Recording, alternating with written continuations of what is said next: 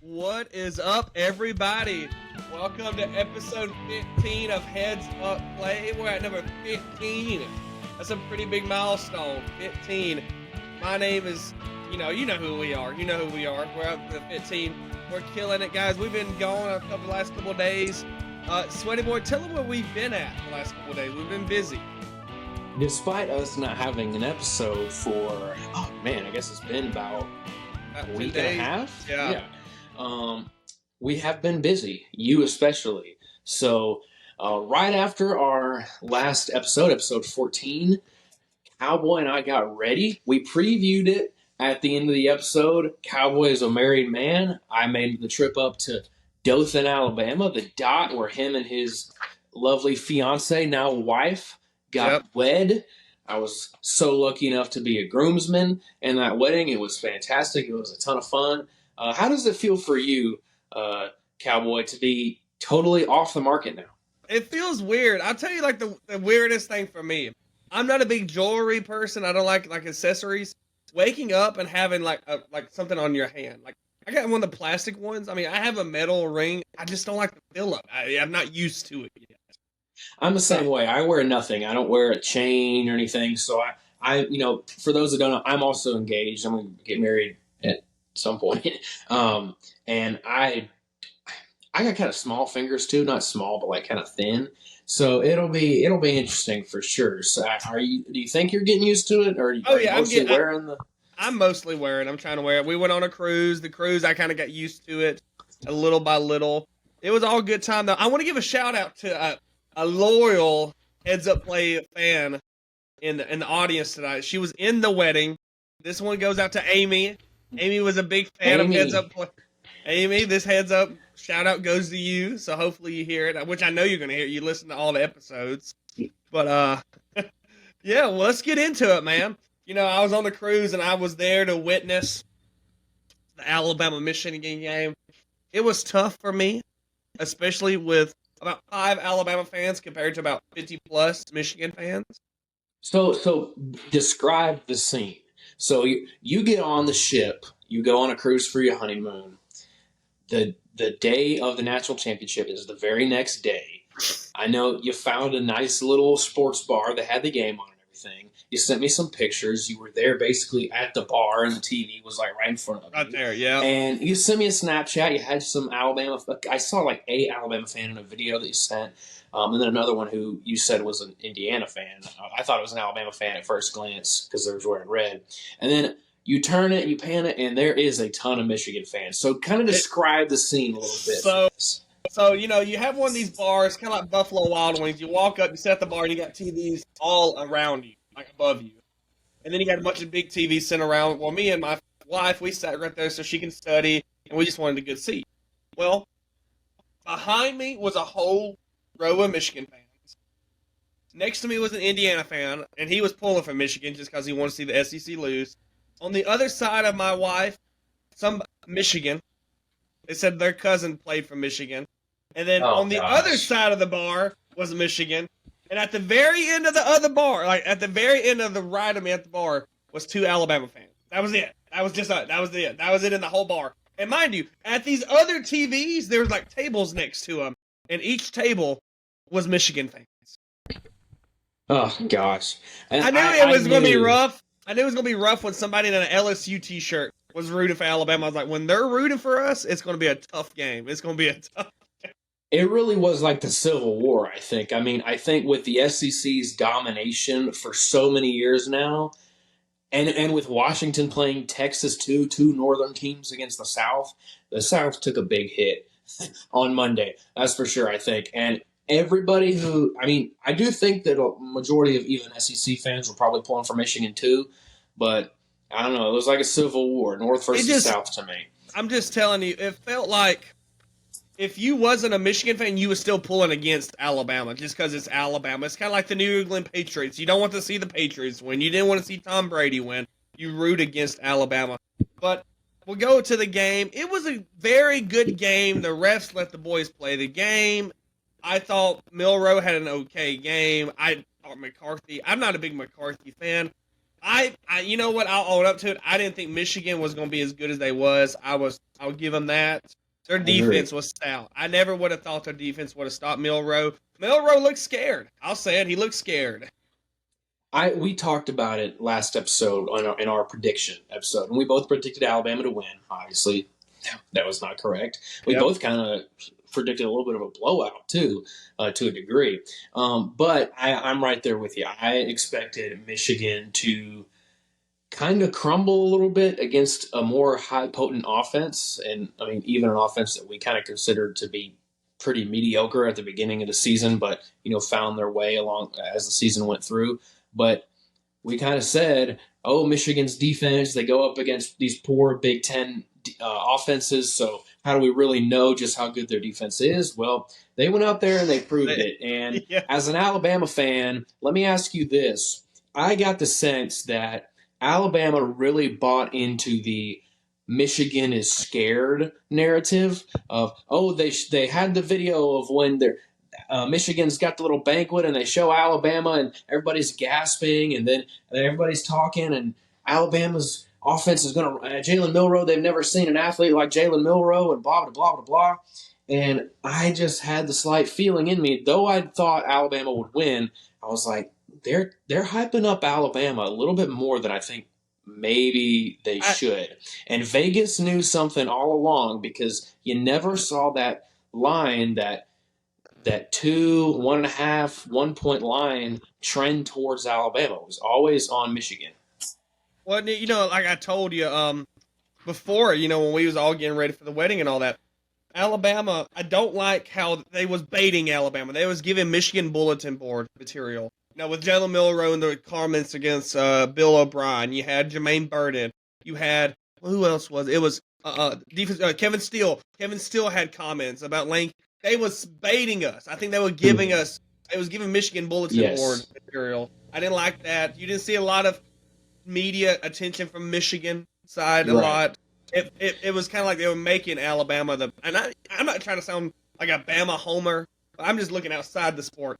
They was giving them a lot of media attention more than Michigan. No, I agree. Like you said, with the comments from Jalen Milroe about Bill O'Brien, what Kevin Steele said, what Isaiah Bond said about Isaiah Bond, that's who it was. It wasn't Bird. They can't let they're trying. They have to watch film like in a room with only one other person or a coach or something like that. Like it was a group. They couldn't watch it by themselves. Correct. It was yeah. Group. Yeah. Yeah. It really did seem like the media put everything on Alabama, and I really don't know if that played a part. But I mean, in the end, Michigan was a better team, and that was with a ton of Michigan mistakes that Alabama just didn't take advantage of.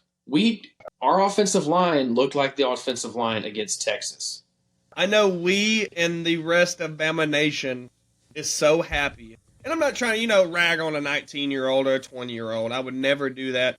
But that whole Bama Nation is excited that the center entered the transfer portal. Yeah, it was a tough year for old Seth McLaughlin for sure. Season. And it's weird because this only became a thing this season. The whole bad snap. And it was, I mean, you look back at last season or the year before under Bill O'Brien, and he did not have this issue. I don't know if it's a mental thing or whatever, but yeah, I mean, I agree. As a Bama fan, I'm glad to see him go. He's transferring likely to Ohio State, is what they're saying right now. That was really quick into the transfer portal and found his home. I will say, there's been three Bama players. McLaughlin, he did commit to Ohio State. You had JoJo Little. He committed to Florida State already. And then the backup or the third string quarterback, Eli Holstein, or the fourth string. Eli Holstein, yeah. He already committed to Pittsburgh. Yeah, it's been really quick for some of those guys for sure. It'll be interesting who the center is next season. It would have been Seth McLaughlin's last year of eligibility, I do believe. But it was just I hate to say it because like you said, he is like a 20, 21-year-old kid or however old he is. But in the era of the NIL and players getting paid, I think that opens up room for criticism. And he did a very bad job. I don't want to put all the blame on him, but you can put a big blame on him. for sure. What Saban basically did. Saban basically Yeah. did.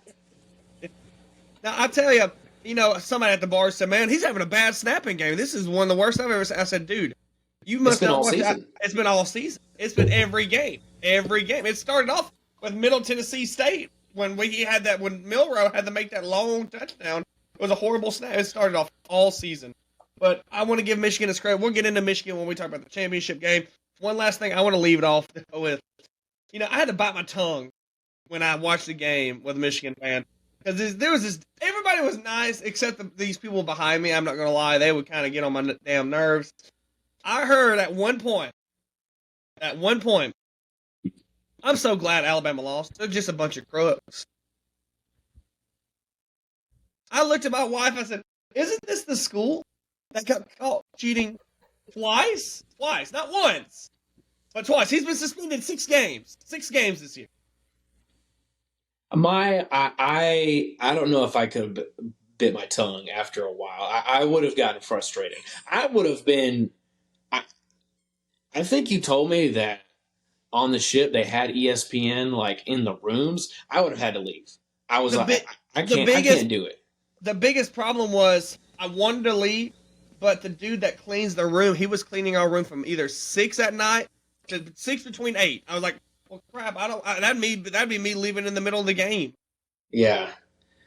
But let's go to the other semifinal game. Texas Washington. We was just 0 for 2 this week. Yeah. Like I said, the South took a hit. I was shocked. Texas.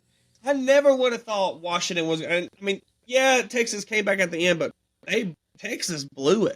Texas. I mean, don't actually. I predicted Washington to win. You did. I was going to actually correct myself. You told me. You said that Washington can throw the ball, and Texas does not have the secondary for it. And we saw what happened. Michael Penix is a good quarterback. Oh my gosh, it almost kind of looks like he might have should have won it over Jaden Daniels a little bit, the Heisman, just because. I mean, it looked good. It was a good game. He might just be the best player in the country. I do agree.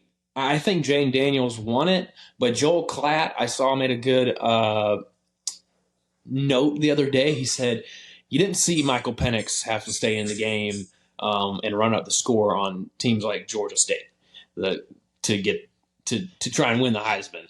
Like Jaden Daniels had to do with LSU. Yeah. But it was a great game. I was not able to stay up. I'm going to be honest. As an Alabama fan, I was not going to stay up and watch the whole thing because I was just wondering, what's the point? I was on a cruise, so I wasn't going to stay at the. Yeah. As soon as the Bama game ended, I left the bar. I'm not going to lie. I was like just a solely Alabama. I just paid my tab, walked out. I looked at the people next to me. I was like, "Nice meeting you. Y'all have a good one." I would have been not embarrassed, but like, man, how did we lose to these people? These people that talk like this. How do we let them win? But no, Washington, we beat Alabama. Yeah, Washington, man. I mean, great game by them. I thought that, their strength really matched up well against Texas's weakness, and that is passing the ball and defending the pass. And they go out there and they win. Texas, Washington was up pretty good going into the second half, and then Texas slowly started coming back, made a great comeback. And then just like the Alabama game, it came down to the final play, and Washington defended it. And we've got an old school classic Big Ten team and a newcomer to the Big Ten meeting in the national championship. I am going to watch it. What else am I going to do tomorrow? I'll watch it. I mean, I'll personally be pulling for Washington, but no, Texas. I think this was their game to win, man. They're playing in Houston for the national championship. Mm-hmm. This is their game. This was supposed to be when LSU won it all. They played in Baton Rouge. This was supposed to be Texas's game. Yep. First time since 2014, there is not an SEC team in the championship game. Like, I'm telling you, this was their time to win it. Last time as a Big 12. Can you imagine what the ticket prices would have been for Texas and Michigan in Texas? Oh man. I don't even want to talk. I bet it'd be astronomical. Oh my. Yeah, it's insane. But I mean, despite Alabama, to put a bow on the Alabama thing, you and I both didn't even think they would make it that far. No. So was it disappointing? absolutely. But if we go back 2 months or a month and a half ago, we had a phone conversation. It was, I just want to beat Georgia. I just want to beat Georgia. That's all it and was. it happened. And we made the playoff. We can say that we made the playoff. Took Michigan, the number one team, to the wire. It took overtime. We were leading them. Probably should have won the game, but it is what it is. And then with Texas, to kind of put another bow on them, I think Steve Sarkisian is really, really, really taking them in the right direction. I'm liking Sarky, Texas. They're building something. He put the drink down. He's ready to go. He's ready to take them somewhere. And funny enough, the two players with the highest odds to win the Heisman going into next season are Quinn Ewers and Jalen Milroe. Yep. So how about that? But let's preview this Natty. Wait, before we get to the Natty, I do want to talk about one game. And they've been saying, well, they should have been in. They should have been in. They should have been in. Sam, tell me that final score. So we were, all right. So this was a game, Florida State and Georgia. This is the first time that I had pulled for Georgia in years. Yeah, years. I don't know if I've ever pulled for Georgia under Kirby Smart, even though I love Kirby. But with the whole situation, as Alabama fans, look, we were watching it, kind of watching it casually. We knew what was going to happen. It was day of the wedding. It was in the groomsman suite there at your venue, and we had it on, and man, it was just an utter beatdown, the biggest beatdown in bowl history. Just incredible, 63-3, a 60-point victory for the Bulldogs. I know Florida State. I'm sorry, it was a year of highs, and then bam, just like a roller coaster, man. So I feel for the Florida State fans. I really do. But don't be coming in here trying to say that you deserve, now that Alabama lost in overtime. I felt for them until that happened, and then now they're saying, oh, look what happened. It should have put Florida State in. Should have put Florida State in. They would. We talked about it. The Orange Bowl was supposed to be send a message to the committee. If you really think that you belonged in the playoffs, then have all your players play that were eligible and not injured, and show the committee why they were wrong. Which Georgia did. Did that. Georgia did that. Example. You saw it, 63-0. I mean, 63. Right. I mean, you had all the players like Jared Verse, Keon Coleman, all those. I mean, there was like 21 opt-outs or something like that. They didn't even have a defensive line, basically, which was really good for them. Third-string quarterback. Third-string quarterback. It was really tough to watch. I mean, but it just kind of proved everybody's point, but it kind of didn't with the opt-outs. But it's like, if you really wanted to show why you needed to be in there, then you shouldn't have had all the opt-outs. And let's not pretend like Georgia didn't have a ton of opt-outs either. I mean, they made them look like cowards. I'll just say it. Made them look like It did. And poor Mike Norvell. I mean, he's just coaching, you know? You can't, I mean, I don't know. Kirby's right, though. Something's got to be done to improve bowl season. I feel like out of all the NIL expansion for the playoff, what's taking the biggest hit is going to be the bowl season. To me, it's going to be like the with the 12-team playoff expansion, it's going to be like the NCAA tournament, and then all the other bowls are going to be like the NIT. Like, who cares? Who cares? Which sucks, because teams like our South Alabama Jaguars is going to be like, oh, it's just like another game. Like, who's watching that? You know, I mean, and that's already what it is, basically. But games like the Liberty Bowl, some of the mid-tier bowl games are going to be just totally meaningless. I'm starting a petition for one of the games next year. One of them has to be the Pop-Tart Bowl. Yes, I mean, what an incredible that was just cool. Thing goes down into the toaster. They're playing the Funky Town or whatever music they were playing, and he comes out all. It wasn't him, But. And mind you, it was just Kansas State versus North Carolina State. It was like nobody big. It was right. Great. But it had people hyped. I'm telling you. But yes, let's get into this Natty Championship preview. Michigan versus Washington. Michigan's going to be the home team. They're playing at Houston at NRG Stadium, home of the Houston Texans. We'll get into them later, but the Houston Texans will host the championship this year. Kind of, not. I feel like the people. I feel like ticket prices are not high for this game because it's two West and Mid Central team. Yeah, a lot of travel for both teams. I think Washington's pass offense is amazing. I think it's probably been the best in the country. I've just been blind to see it, but it's probably been the best in the country. I love Michigan's running game. I don't like J.J. McCarthy. I've been saying all year I think he's overrated. But I love Blake Corum. I think he's a heck of a runner. He really, it was, I mean, against Alabama, it reminded me a little bit of Ohio State with Ezekiel Elliott. Just kind of, we couldn't stop him, especially there in overtime, that 17-yard run. I mean, he really put his foot down. Oh, my gosh, yeah. It was funny because the dude sitting next to me, I guess his wife was a Notre Dame fan, and he said, "Yeah, you good luck with Tommy Reese." And then overtime gets here, and he goes, "Yeah, man, I'm sorry. I'm sorry to tell you. I'm sorry. You're gonna lose this game. It's Tommy." And then I looked, I was like, "Yeah, you're right, probably." But yeah, Michigan. I want to go Michigan. I think Michigan's defensive line is, oh my gosh. I mean, they was able to get to the quarterback all game long against Alabama. I think they'll do the same against Washington. And give me Michigan. Give me Michigan.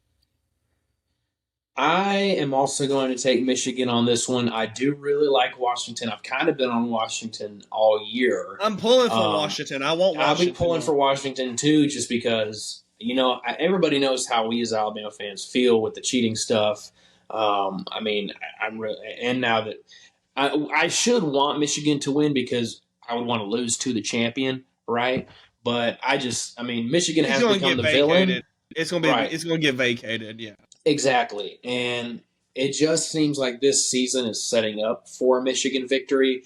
And my prediction here is Michigan's going to win.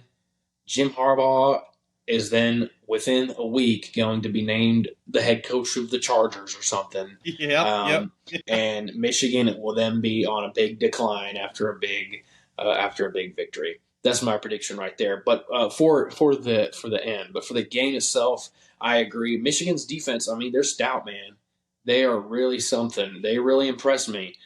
They did get to Jalen Milroe, who is an athletic quarterback just like Michael Penix. Michael Penix can throw it better than Jalen Milroe for sure. And Washington will spread you out. And I definitely don't think Michigan has seen an offense like that. So it would not surprise me one bit if Washington won. I know, I agree, yeah. But I'm just going to go. I think it's just setting up for a Michigan win. Defense always wins games. I mean, it's evident. I kind of would have thought we would have outlasted Michigan's defense, but Michigan defense is good. I mean, like we said all year, it's been, all right, well, they play Big Ten offenses. Maybe it's just because of that. No, they're just good. I don't know. Give me Michigan. Give me them 28-21. 28-21, I'll go. I think it'll be a little bit higher scoring because why? It's strength versus weakness. I'm going to say this game gets up into the 30s. I'm going to say 38-31 Michigan. I like it. But that's our predictions for the national championship. I like it. It's crazy that the season's over tomorrow. It went by fast, didn't it? My gosh. It went by fast, but also, like, when I look back to your bachelor trip when we watched Alabama versus Texas in week 2, that feels like forever to go to me. It feels fast, but also long. I don't really know. I don't understand, man. I'm excited for next year. Seeing everybody's new schedule. There's not a lot. Nobody really has cupcake games no more. It feels like an NFL schedule almost. Like you're facing good competition every single week. I'm excited. Tomorrow's night game, it will be a rematch next season between Washington and Michigan in the regular season. Yeah. I believe they play in I want to say early in the season, like week 3 or 2 or something like that. I'm telling you, if Michigan wins out next year, I'll be shocked. They're playing Washington. They got Ohio State again. They played Texas in the non-conference game. I'd be shocked doing that. Yeah, that will be, and I think that's in Michigan.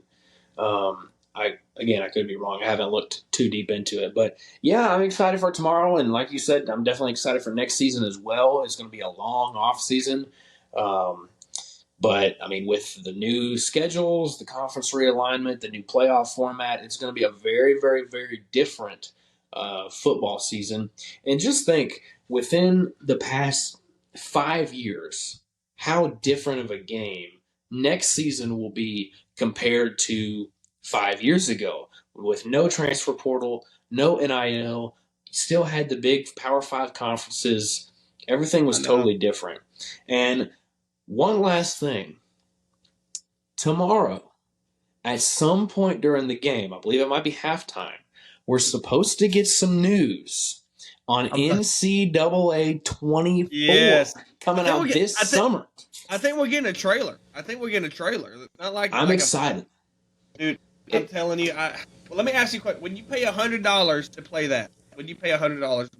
Yes, I would pay $100 for that. I would. There's not much I would pay $100 for. Most games. I've been playing a lot of games recently within the past week now that Alabama's lost. But, a lot of games come with you got MLB The Show and it's like $60 or $70. Then you can get the $110 expansion pack or whatever. And it's like, who's buying that?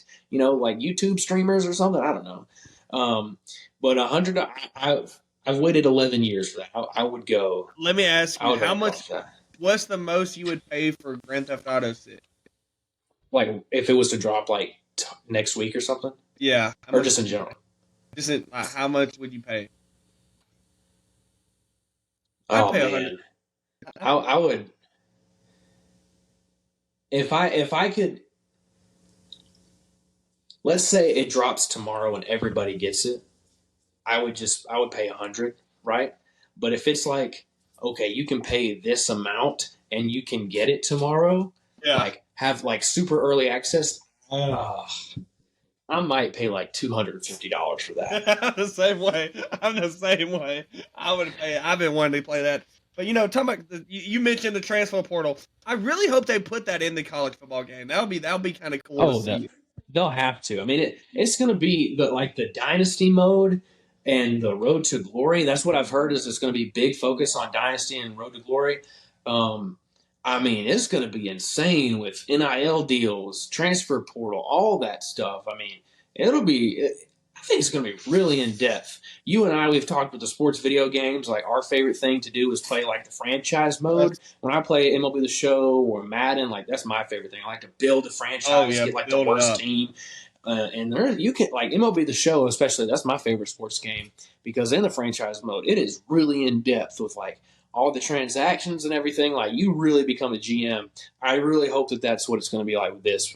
You get everything. I'm excited because what I do with Madden is I do a fantasy draft and I go all SEC or I try to do all Alabama. I have an SEC quarterback, SEC run. I mean, every position I try to go SEC. But I'm excited. They making college football playoff and all. Not college football playoff. College football NCAA back again. Do you think they will ever make another NCAA basketball? Because those were popular at the time too. They were popular. I think that the last one was NCAA basketball 11 or 10 or something like that. It's 09. It was 09, really? It was Blake Griffin on the cover. He was the last person. Yeah. They could make another one, but I mean they would have to totally redo make a whole new engine for it and everything because the main EA makes Madden, so it's going to be basically on the same engine as Madden. They would have to make a whole basketball thing, right? Because they don't. 2K does NBA basketball right now. They used to do the NBA Live, but NBA Live hasn't came out in so long. Yeah. Let me ask you one more thing on this. Who do you think is going to be on the cover of NCAA 24?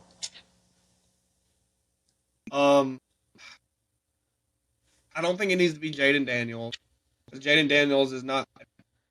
I think it'll be someone who will be playing in 2024.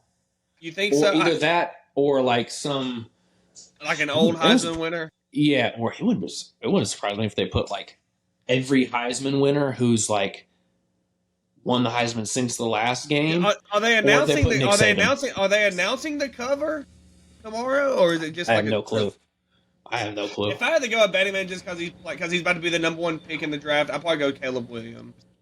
I can see that. I can definitely see that for sure. I can see especially with him being a in Shadur lockdown. Sanders. I can see Um, that. Yeah, I can see Shador. I can kind of see a bunch of mascots, maybe. I don't know. Like yeah, a mouse and yeah. a photo. I I don't. don't know. It'll be interesting. Well, moving on. Let's You talk a know, little bit of college basketball, SEC yeah. college basketball. You know, So they I look. It's been a little bit of a disappointing year for Bama. Hey, stupid dogs! I'm back home, everybody, with my dumb dogs. It's been a little bit of a disappointing year for Alabama. It's been okay. Just Nate Oates, who came into Alabama, really emphasizing defense. It has not been there's that way this none. season for That sure. It's all been we have very high potent offense. we have the number one offense in the nation. Like Yeah, kind of in the nation, number one offense. Defense, I think we're like last. We have no defense yeah, whatsoever. yeah. And defense Alabama's, wins championships. And and we we had a don't have it. very, we have one of the, they said it, we have one of the toughest non-conference. I mean, we had literally in a row, Purdue, Creighton, Arizona. Like those is all three top 10 teams right there. And we all played at Thursday. We played no games at home. Yeah. One of the biggest shocks for me, I mean, when you look at the standings right now in the SEC, sitting at the top is a team that I think we both consider to be The at last, the back the end. last, the And that's last. South Carolina. I mean, Oh my! I haven't been able to watch 13 much. and 1. Yeah, I haven't been able to watch much basketball recently, but when I pulled up the standings, I was like, 13 and 1. Goodness gracious. And Kentucky's having a good year. We talked about, like, hey, how good is Calipari going to do this year? They're sitting at 11 and 2. Auburn's 12 and 2, just beat the brakes off of Auburn Arkansas. is the team. I'm like, oh my gosh, I am blown away by Auburn. I mean, I thought they was gonna be something good, but like I didn't think they were gonna be this good. Like, dude, they're good. They're really good. I'm very Yeah. impressed with Auburn. They're deep. Do you They got a still very deep team. how is for those that don't know, John Rivers, Cowboy, despises with all his heart Oh, I do. Bruce I do. Pearl. I do. He I do. hates Bruce Pearl. What will it take for you to consider Bruce Pearl as a good basketball coach? I think that Bruce Pearl is a good motivator. I don't think he's an X's and O's coach. I think he's a Okay. good motivator. I don't think he's a good coach. I personally, and I'm not saying this because I'm a Bama fan, I think Nate Oates is a better coach. I think Eric Musselman is a good coach. I think dude from Ole Miss. I know they just got the breaks being like he's a good coach, Chris Beard. Mm-hmm. I think Calipari is a better coach. I just think Pearl is a really good motivator. He's a good recruit. I can see that. I could definitely see good recruiter. They have a newer stadium. It's small, but I think guys like to go to Auburn under Bruce Pearl. You might be right. Perfect for that student environment because Mm-hmm. Auburn basketball has never been lit. It's never been hyped and all that. Now he's got it all hyped up. Students are camping outside the stadium for the games. I mean, I think he's perfect for that environment. It was different at Tennessee, where it's kind of similar to Alabama, right? But Auburn, we're the family culture. We support our team no matter what, which we don't really agree with. But you mentioned him a second ago, Eric Musselman, a team I thought Arkansas was going to be great this year. They're sitting at 9 and 5. There's two teams I'm disappointed in, and that's Arkansas 9 and 5, or really three. Arkansas, Missouri, who's 8 and 6. Very disappointed in Missouri this year. And another team I had high hope for, and that's The Aggies. The Aggies, the Texas A&M Aggies. They are terrible this year. Yeah, 9 Also and 5. sitting at 9 and 5. But they already lost their first in-conference game, lost it to LSU of all teams at Texas A&M. You can't lose those bye games. LSU, who is 9 and 5, or who was 8 and 5 going into non-conference, you can't lose those bye games right there. I don't understand that one. No. So if we just kind of we can just run through the standings right quick. At the very bottom, just like football, is Vandy. They're 5 and 9. Yeah. Missouri is sitting at 13. Texas A&M is 12. Arkansas, I picked them to win the SEC. They're sitting at 13, 12 or whatever, 11, I don't know. And it's Florida, who is in at 10 and 4, took Kentucky down to the wire. Yeah. I might need to go hit me a couple Florida games while I'm here. Definitely going to go see Florida and Alabama once they come down here. Mississippi State, Ole Miss, getting into the middle part, LSU. Alabama sitting at 9-5, 1-0 in conference play. Tennessee, Georgia, Kentucky, Auburn, and South Carolina number 1. Who That's would a have pictured this? a team we have not discussed, and I kind of was telling you about this. Georgia has not lost a Yeah. game since November 29th. They are hot right now. This team is hot right now. Another team I picked to be like 13th or 14th in the league. Nobody picked Georgia. Nobody. Yeah, it could just be they're riding high.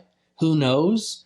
I mean, there were times with Alabama under Anthony Grant where you thought like, oh my God, we could do this thing, right? Hadn't lost a game and so to beat Kentucky or whatever, and then just kind of goes back to regular. I like Chris Beard at Ole Miss. I'm kind of glad though he got exposed and says they were frauds. They're not good. They haven't. I mean they skated by through non-conference. Like if you look, there's a bunch of games they've won by like 2 points, 3 points there, and they got the brakes beat out of them by Tennessee. Tennessee's good. That's who I think I predicted to win it this year. Tennessee has a really good team. I mean, 90-64 at Tennessee. Yeah, it was supposed to be a top 25 game. That was nasty. They're scary for sure. But yeah, credit to Mike White, first season in Georgia, having a good season. Who knows how good they'll be? I'm getting a little tired of Georgia. Okay, what can they be bad at something? I'm telling you. Now I'm telling you though, I really like this South Carolina 13-1. I mean, I'm just looking at. I'm amazed. I'm amazed. Yeah. I mean, they're. I mean, all they got to get is about 6 more wins, and I mean that's entering non-conference play with 12 wins is huge because you just get 6 more wins now. With 13, get 6 more. You're in the playoff. You're in the tournament. I mean, they're doing fantastic. I mean, they're undefeated at home. They're 9-0. Won 6 in a row. Like I said, Georgia, they've won 9 in a row. It's been an interesting year. One that both of us, I don't think, expected. If we go back and look at our SEC basketball preview from a couple months ago, it is not what we expected for sure. And it'll be fun getting into ball.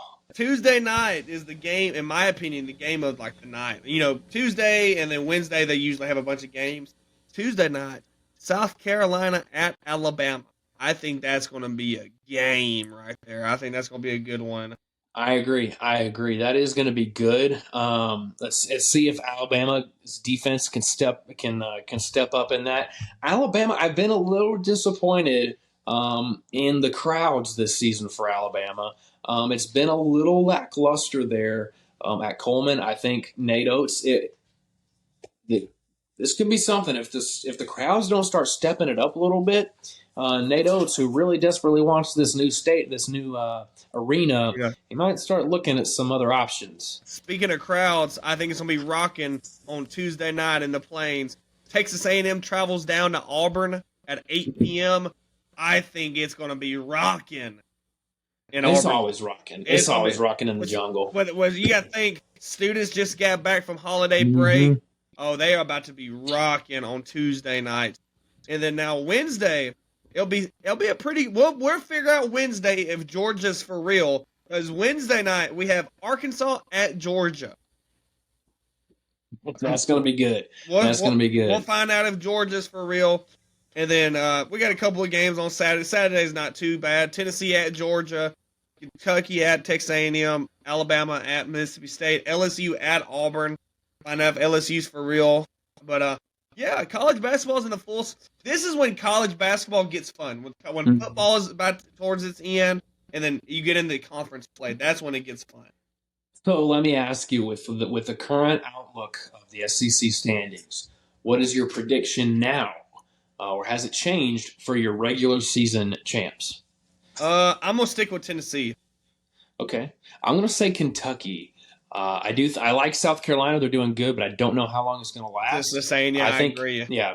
I think Kentucky will make a good run and be regular season champs. I think Calipari wins one.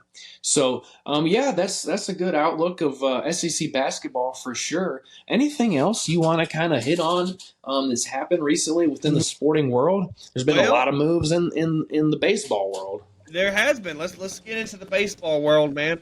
The Braves have acquired a starting pitcher. We was all with each other when it happened. They acquired Chris Sale, and they re-signed him since then for Von Grissom. I'm a huge fan of that trade for the Braves. I think it's a good move. When you get Chris Sale as your number 4 pitcher, oh my god. Yeah, I liked it at the beginning, and as time has gone on, though I'm not the, I don't know how much the re-signing, how much sense that makes because we're getting so much money for this year, and now it's like we're paying him. I don't really know, but I mean, to have Chris Sale on your staff, if he's healthy, I agree. I'm as a Braves fan, totally into that 100%, and I think he kind of brings that it factor, that oomph, that kind of fieriness that really only Spencer Strider has. That maybe that's what we're missing in the playoffs. Because Chris Sale, he is passionate, man. He's I mean, been he there. injures himself. He's so passionate, So, and I've heard he is a really, really good teammate, a good clubhouse guy, despite being so fiery. It's just he's got so much passion. So he's a Southern boy. He grew up in Lakeland, Florida, not too far from me. So I like it. I like it as a Braves fan. I'll tell you one thing though. Let's talk about the Braves rivals or one of the rivals in the NL East. Don't really know what they're doing. The New York Mets. I don't know what they're doing. They signed Harrison Bader the other day, and mind you, I'm not talking. These players are not bad players. I don't think they're bad players. 1 year, 10.5. Didn't really understand that. Earlier in the season, off season, they signed Luis Severino to was it like a 113 or it was a small contract. Something like that. It was a lot of money. Sean Manaea yesterday or today. Sean Manaea, how much was it? Like, let me look it up, the exact numbers. It was enough money. You're thinking, why would they do that? So you told me earlier, it's almost like Steve Cohen and the Mets can't go a year without spending money. In a year where you kind of thought, they kind of tanked last year, they sold. It's like, okay, are you gonna rebuild or are you gonna just start paying a bunch of players again? Who knows? If you're gonna rebuild, you need to try and rebuild so you can get high draft stock or high draft picks. That's my not thing. what you're getting with this. I just don't understand. It just says 2 years. I can't get the exact number. I just don't understand. I assume it's probably about 30 million, about 15 per mil for a year. I just don't understand why spend money. You have prospects coming up in the outfield, second base. You got Kodak Singa. Yeah, it's not like you don't have a pitcher. You just signed Luis Severino. You have young players. Just let them build. Stop spending money. Mm-hmm. You're about to lose Pete Alonso. If you're not going to re-sign him, what are you spending this money for? Then just trade him. Get something out of him. Exactly. You need to build up the farm more. I mean, look, that's the model of the MLB right now, and the Braves kind of started it. You build up the farm system, sign players young, and then sign them to young, cheap, team-friendly contracts, and then once it's over, see what happens. If I'm the Mets, Orioles are doing. That's what the Diamondbacks are doing. I wouldn't sign Sean Manaea. I would sign Brandon Woodruff if I'm any team rebuilding, because he's going to be out this year. You be ready for that. He's going to be out this year. And just sign him for the next season. Why? I mean, you're not competing this year. You said you maybe can compete in 2026. You know what? Mm-hmm. He could help you if you sign him to a 2-year deal, get a year early. Who knows? I just don't understand that thought process because now you got to re-sign Pete Alonso. I just don't understand it. I don't understand. Yeah, it's odd. I mean, with the Braves and the Phillies, I mean, you got to think that it's – and the Marlins, who had a good season last year, it's like you got to think – it's like the Mets are competing for third place. I really don't understand it. I don't think we mentioned it within the past couple of podcasts. The Dodgers have continued to make moves. They did sign the number 1 pitcher on the market, supposedly. We don't really know how good he is in the MLB. Yoshinobu Yamamoto, he was the number 1 Japanese prospect coming over. 12 years, $350 million or something like that. Just insane, the kind of money that they're spending and what they're able to spend. And then I've also heard that they're in the mix to go and get some more guys. I think I've heard they're looking at like Teoscar Hernandez and some people. So incredible what the Dodgers are doing. I still think the Braves are going to be the team to beat, not only in the National League, but the MLB. At least in the regular season, we'll see what happens in the postseason because it seems nobody really knows what's happening in the postseason now. But yeah, any thoughts on that with the Dodgers? I think, before the Chris Sale deal, I would have leaned maybe, okay, the Dodgers might have a better pitching rotation than the Braves. So since getting Chris Sale, I'd probably take the Braves over pitching. I think their lineup, they got, I'll say it, they got the top four best. I mean, when you got Mookie Betts, Freddie Freeman, who else? Shohei, someone else I'm missing. I feel like. You got Betts, Freeman, Shohei, and that's really it. It's really just those top three Yeah. guys. I mean, And yeah, then they got going down with Max Muncy and all those other Wilson, guys yeah. in the back. But I don't know, man. I think they've done a good offseason. People say, well, Chris Sale stays injured. Well, nobody talked about how the Dodgers got Tyler Glass now, and he's actually made of glass. I mean, he don't really. Yeah. I mean, Rays fans will agree he never stays healthy. So I'm not too worried about the haters when they say that. I'll tell you a team though I'm very disappointed in. They came out hot. They re-signed Aaron. The Phillies have done nothing this offseason. Yeah. The Braves, we kind of supposedly actually pursued Aaron Nola a little bit. I knew we weren't going to get him. We just don't sign pitchers to big contracts like that. And he ends up staying with the Phillies. And yeah, I've been a little not disappointed because I hate the Phillies, but confused a little bit. I would have thought that maybe they would have tried to, get some more guys. Well, they always sign a big something. I mean, this past season, Trey Turner. The year before that, Nicholas Castellanos and Kyle Schwarber. The year before that, I mean, they got Andrew McCutchen, and the year before that, they got Bryce Harper. They always swing for the fences every single offseason. Yeah, it's like you made a good point. It's like they get one really really big guy every year, and that's about it. Maybe they'll get a reliever or two, or another pitcher. But that was their big money spend this year. I was re-signing a guy. I really don't know. I think if I was a betting man, I mean the Braves are going to win the division yet again and probably lose in the NLDS again. Who knows? Another team I'm disappointed in, and nobody's talked about because they needed starting pitching. The young team, the Baltimore Orioles, have done nothing. Yeah. I mean, they signed Craig Kimbrell. That's it. Word on the street is they are the top candidate to trade for Dylan Cease, and I really, really, really, really wanted Dylan Cease to be a Brave because I think him and Strider together would be a fantastic combo. With Max Fried leaving, he would have 2 years of control. And he's an Atlanta guy. I grew up a Braves fan. So, but when I heard that supposedly the White Sox are holding Dylan Cease like a crown jewel, right? They want supposedly 3 top 100 prospects for him, plus more potentially. That's how much value they hold on Dylan Cease, despite having a kind of a down year last year. But if anybody's got that, it's the Orioles. It's the Orioles. I agree. They're the only ones that can make that deal. I like Dylan Cease. They just need a veteran pitcher. They don't have any veteran pitching. Just take anybody. Like I said, Brandon Woodruff, Marcus Stroman. Just get something at this point. Well, they've got a fantastic bullpen with Bautista and Yenier Cano. And now Kimbrel. But yeah. And now with Craig Kimbrel. But yeah, they need at least 1 or 2 good front end starters. And if they do, I think they'll be favorite. I think they're already probably favorites to win the AL East. But I think to really go far, they gotta get some arms. No, I agree. But yeah, before we go, we'll talk a little bit about the NFL playoff. We'll talk about that more on Tuesday because we're going to do an episode on Tuesday, everybody. Record it and then release it on Wednesday, talking about the results for the championship. And then talk a little bit about the NFL on Tuesday. I'm going to make a prediction right now for you, Sweaty Boy. The Falcons will fire Arthur Smith. So how did you feel today?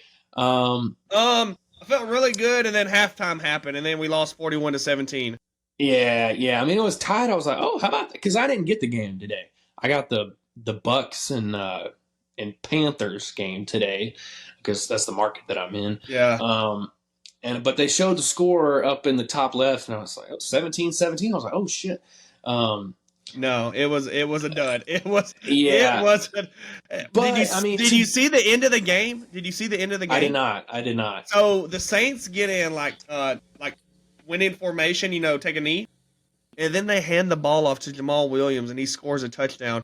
like with a minute left to go, and everybody was pissed. Like Arthur Smith met, like the head coach met Dennis Allen, the Saints head coach, in the middle of the field, like was cussing him out, telling him like that was BS, like it was low down and all that. Yes, yes. I mean, that Saints Falcons rivalry is kind of underrated in my opinion. It's I mean, truly down like the South. it's like a college football rivalry. It really Yeah, I is. mean, because those are really the teams of the South, if you think about it. So, I mean, that's to me one of the biggest rivalries in the NFL, I think. So it makes sense for sure. But it may not be the worst thing in the world that the Falcons lost that game, because if you won it and went to the playoffs, probably would have been screwed for the next 5 to 10 years. We was playing the Eagles. We would have been hosting the Eagles. So what I needed to happen was the Jets to beat the Patriots in order to get us the 8th pick. Now we have the 8th pick, and God, please let Home Depot man pick a quarterback. Please do not pick a linebacker or a quarterback. We just need a quarterback. Desmond Ridder is not the answer. He is not the answer. That's evident. Let me ask you one other thing. You know, like you said, we'll get into some predictions and everything on Tuesday after the Natty tomorrow. The now 7-10 Jets beat the now 4-13 Patriots, the worst season pretty much ever under Bill Belichick. Do the Patriots let go of old Bill? I think they do. I think, And Black Monday's coming tomorrow. I think his name will be the headline of the coaches fired. I do. He is supposed to meet with Robert Kraft, I think today or tomorrow or something. I agree. I think that was probably his last game ever as a Patriots head coach. I truly was like, no, Tom Brady. It's only because of Bill Belichick. Tom Brady is not that good, and then he won his first championship, and Bill Belichick has done nothing since. I was like, and I thought he could do great things with Mac Jones because he's that kind of Tom Brady-ish style. Probably not as talented, but yeah, I agree. I think he's done.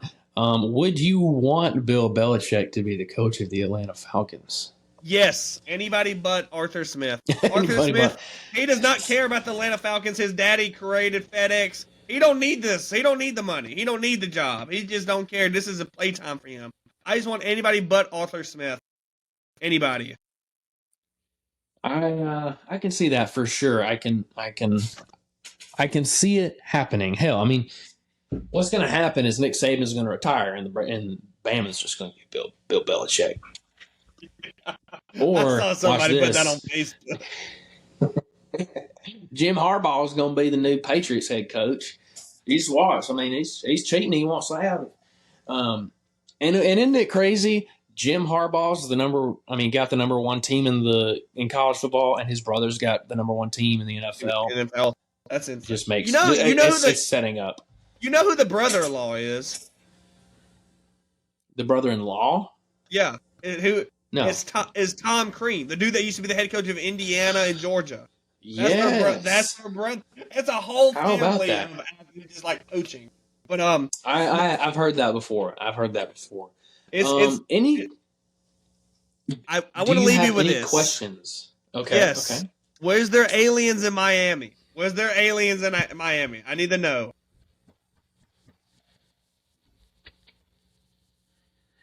I'm going to say, okay, for those that haven't seen this, a video, and I saw this on TikTok Live, like someone was live streaming this. There are videos in Miami down on like Biscayne Boulevard or whatever that main street is, like going down the waterway in Miami. There's a big outdoor shopping outlet there, and I've been there. Went there earlier last year when my fiance and I went on our cruise. It's huge. You got like Cubans like selling parrots and stuff in there. It's crazy stuff. Well, videos were out, and it is hundreds of cop cars like lined up through that whole street. Helicopters, everything. I've never seen anything. Even like videos of like school shootings and stuff like that. Like you don't see that many cop cars. It looked like a 5-star in GTA. It looked like a 5-star. Yes, it was wild. And I was like, what the heck is happening here? And someone on the TikTok, like whoever was live streaming it, they put the title of like active shooter downtown Miami. I was like, okay, that's wild. So I'm like, I go on Twitter and I'm looking up shooter Miami, and nothing comes up. Like usually when there's an active shooter, like they're reporting that Oh quick. my God, yeah. And I see nothing about it. And then I forget about it for a week. And then yesterday or the day before, I read that they're talking about aliens at the mall, aliens at the outlet. I'm like, someone supposedly, the story goes that there were kids like lighting fireworks in the mall or something like that. But other people are saying that there was like a 10-foot alien. Yeah, I don't everybody's know. like, they're saying like it was a teen riot, and then everybody on Twitter is like, if you was there, you would have known it was an alien, a 10-foot tall alien at the Miami Mall.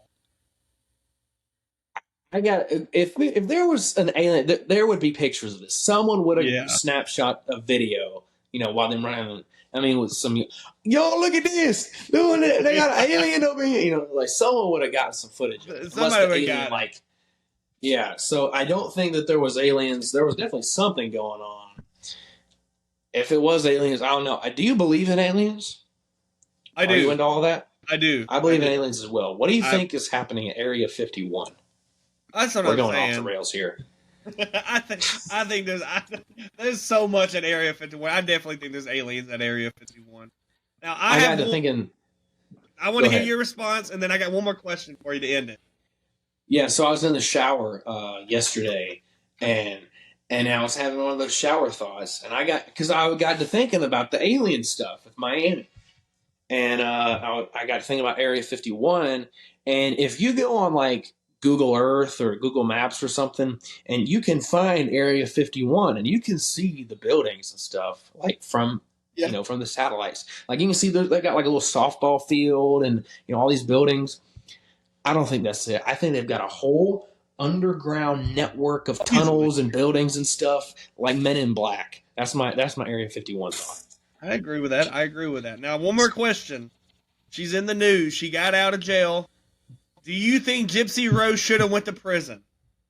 No, I don't. I don't either. This is probably a big debate, but I don't think she should have. I think majority of people probably agree with that. I know the guy. I don't. Nick Godejohn, yes. He's in prison. Me and Hannah, we watched the show literally this past week. Take naps and watch an episode. And she got like 10 years with parole and second-degree murder. He got first degree, locked up for life, no parole. And I was like, I just don't know if I kind of think he should. I mean, he had mental illnesses. They already said he. Yeah.